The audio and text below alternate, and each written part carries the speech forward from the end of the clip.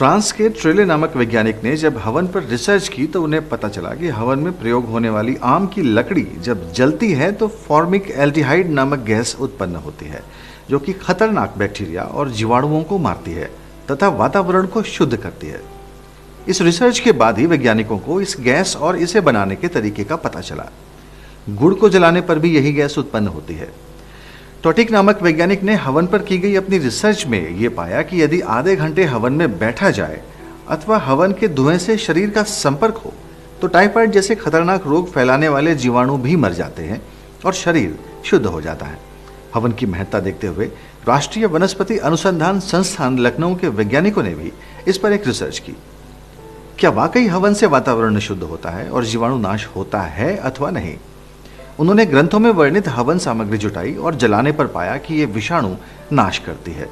फिर उन्होंने विभिन्न प्रकार के धुएं पर भी काम किया और देखा कि सिर्फ आम की लकड़ी 1 किलो जलाने से हवा में मौजूद विषाणु बहुत कम नहीं हुए, पर जैसे ही उसके ऊपर आधा किलो हवन सामग्री डालकर जलाई गई तो 1 घंटे के भीतर ही कक्ष में मौजूद बैक्टीरिया का स्तर 94% कम हो गया।